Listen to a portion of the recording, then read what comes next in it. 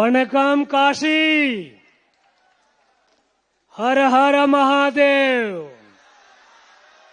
हर हर महादेव, हर हर महादेव. மேடையில் விற்றிருக்கும் இந்த விழாவின் முக்கிய விருந்தினர் யூபி தலைவர் முதலமைச்சர் மரியாதைக்குரிய யோகி ஆதித்யநாத் ஜி அவர்களே, மத்திய அரசு கல்வித்துறை அமைச்சர் தர்மேந்திர பிரதான் ஜி அவர்களே, மத்திய அரசு அமைச்சர் டாக்டர் முருகன் அவர்களே, Puducherry lieutenant governor Kailasanathan G அவர்களே, இந்த மேடையில் அனைத்து யூபி அரசு அமைச்சர்களே, செயலாளர்களே, ஐஐடி டைரக்டர் அவர்களே, பிஹெச்யூ துணைவேந்தர் அவர்களே,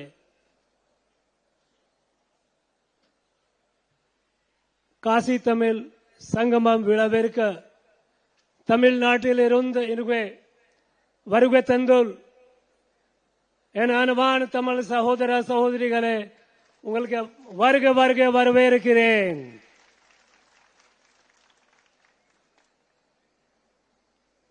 மற்றும் காசி வாழ் தமிழ் சகோதரி சகோதரிகளுக்கும் இங்கே கூடியிருக்கும் அனைவருக்கும் வணக்கம்.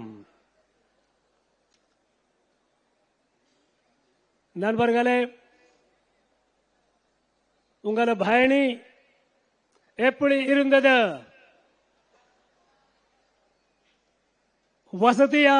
வசதியாக இருந்ததா? காசியில் இருப்பதில் உங்களுக்கு சந்தோஷமா? சந்தோஷம் என்றால் சத்தமாக பேசுங்கள். சந்தோஷமா?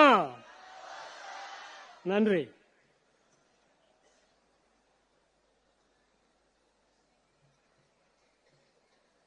நண்பர்களே, காசி மற்றும் தமிழகத்திற்கு ஆண் இணைப்பு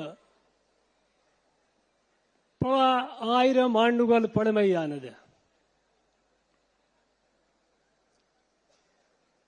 சுமார் 1000 ஆண்டுகளுக்கு முன்பு மாபெரு ராஜேந்திர சோழன் இங்கே வந்து கங்கை நீர் எடுத்து வந்து கங்கை கொண்டு சோலாபுரத்தை கட்டிய பெருமை.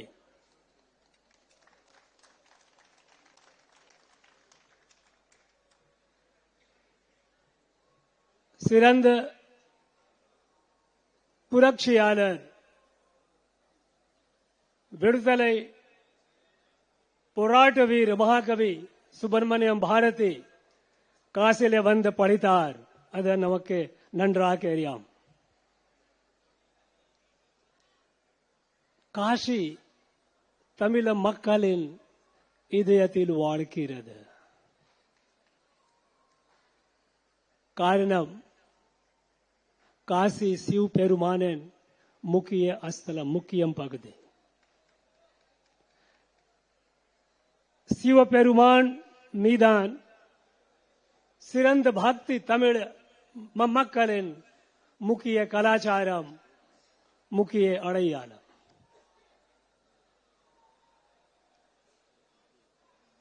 இது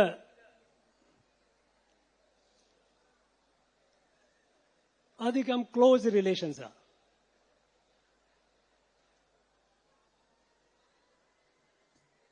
நண்பர்களே, நாங்கள் ஹிந்தி பகுதியில் இருக்கிறோம். அதனால நான் இப்ப ஹிந்தியில பேசுவேன்.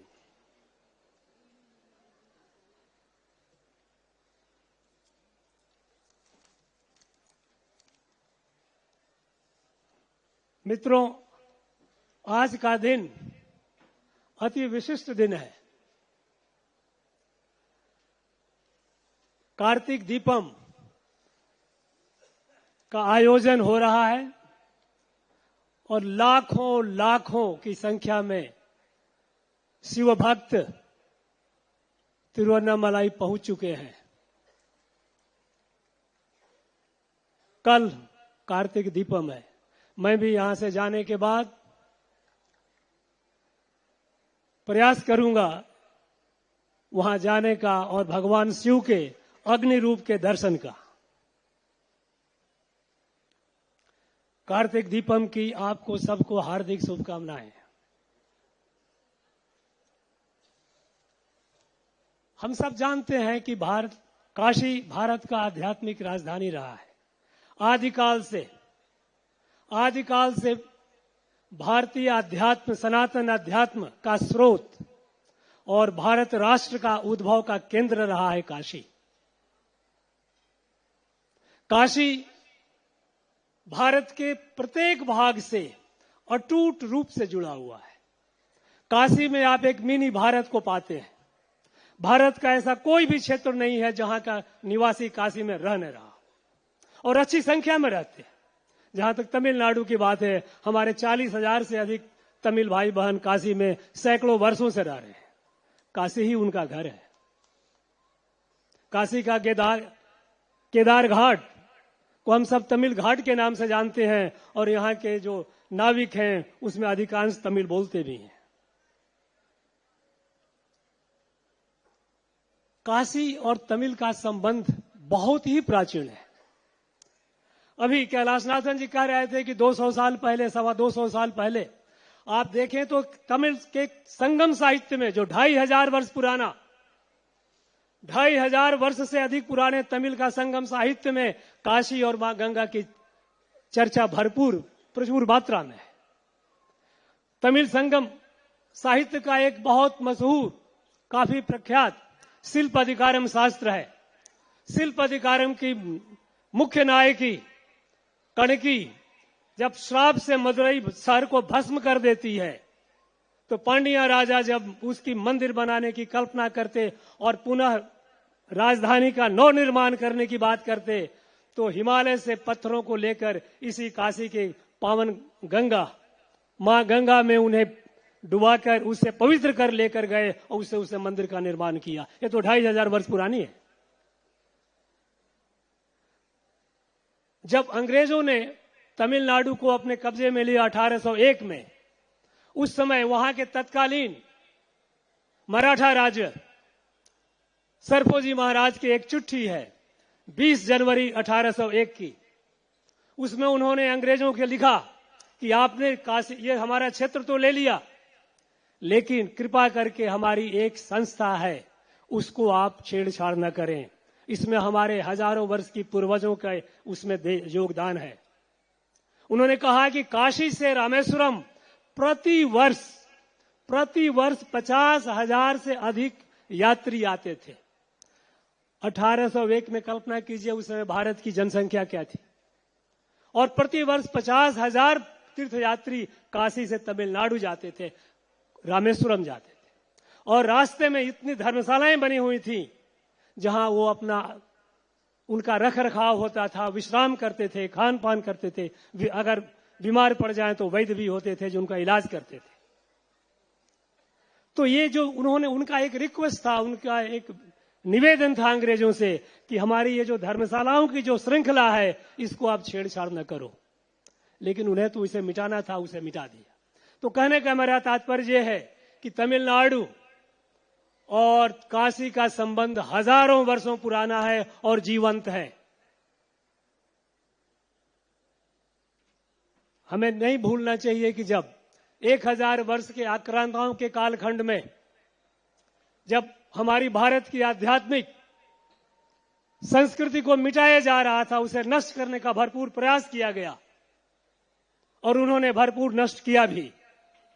उस समय भारतीय अध्यात्म और संस्कृति का संरक्षण दक्षिण भारत के लोगों ने किया, हमारे तमिलनाडु के, विशेषकर तमिलनाडु के पूर्वजों ने किया। और इसके लिए भारत, विशेषकर उत्तर भारत, दक्षिण भारत और विशेषकर तमिलनाडु के पूर्वजों के प्रति सदैव ऋणी रहेगा।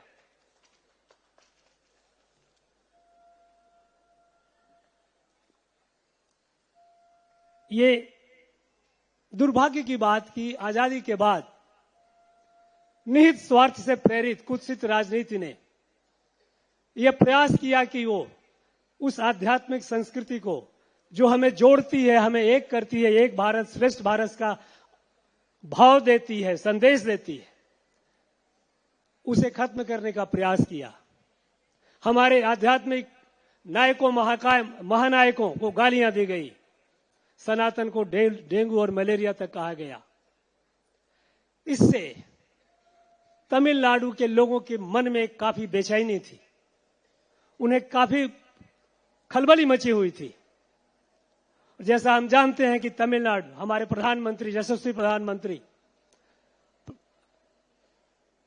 नरेंद्र मोदी जी, जिनके दिल में तमिलनाडु बसता है, तमिल के लोग बसते हैं, नरेंद्र मोदी अवरगरिन इदयतिल तमिलनाडु तमिल मोड़ी तमिल मक्कल वाड़किरद।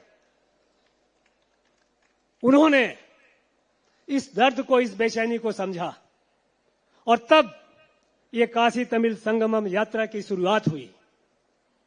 इसे यह हमारे संस्कृति का, विशेषकर तमिल संस्कृति का पुनर्जागरण का हुंकार है, यह सिंहनाद है। और हर वर्ष ये काशी तमिल संगमम का एक उद्देश्य, एक विशेष उद्देश्य होता है। पिछले वर्ष अगस्त मुनि थे। अगस्त मुनि हम जानते हैं कि यहां से गए और तमिलनाडु गए। हम जानते हैं, सब जानते हैं, तमिलनाडु इस बात को अच्छी तरह समझता है कि तमिल भाषा भगवान शिव की वरदान है और उस वरदान को भगवान शिव ने अगस्त ऋषि को दिया था और अगस्त ऋषि तमिल भाषा के जनक माने जाते हैं। अगस्त मुनि यहां से गए थे और पिछले वर्ष हमारा थीम अगस्त मुनि थे। उनको लेकर के कितने सारे प्रकटन हुए, काफी आयोजन किए गए। इस वर्ष भाषा है तमिल भाषा। प्रधानमंत्री जी का एक विशेष ध्यान रहता है कि तमिल भाषा भारत का गौरव है। तमिल मोड़ी भारत तेन पेरुमई, दिस इज आवर प्राइड। प्राचीनतम भाषाओं में है, इसे उचित सम्मान मिलना ही है और हमें देश ही नहीं विदेशों में भी इसका प्रचार प्रसार करना है। और इसके लिए उन्होंने देश के अंदर में BHU में, बनारस हिंदू यूनिवर्सिटी में सुब्रमण्य भारती चेयर की स्थापना की। यहां पर तमिल डिप्लोमा कोर्स चलता है और मुझे खुशी है इस बात की कि यहां पर अनेकों बच्चे, हिंदी भाषा भाषी क्षेत्र के बच्चे बड़े उत्साह के साथ तमिल सीख रहे हैं। अभी एक वर्ष पहले गुवाहाटी यूनिवर्सिटी में तमिल का डिप्लोमा कोर्स शुरू हो गया है। प्रधानमंत्री मोदी जी के मार्गदर्शन में अनेकों कार्य हो रहे हैं और ये मेरी खुशनसीबी है कि हम इन सारे बच्चों को जो यहां पर BHU में तमिल पढ़ते हैं या गुवाहाटी यूनिवर्सिटी में तमिल पढ़ते हैं, उन सब बच्चों को 15 दिन का तमिलनाडु का भ्रमण कराता हूं ताकि तमिल लोगों के बीच में रह करके, उनकी भाषा, उनके साथ संवाद करके, उनकी खान पान, उनकी संस्कृति को नजदीक से देख करके, जी करके भाषा को आत्मार्पित करें। और मेरा ये खुला ऑप्शन है कि जो कोई बच्चा हिंदी भाषा भाषी क्षेत्र का अगर तमिल सीखता है या तमिल में कोई और आगे कोई रिसर्च करना चाहता है, शोध करना चाहता है, PhD करना चाहता है, उसके फेलोशिप को आश्वासन मैं देता हूं, हम लोग करेंगे उनके लिए।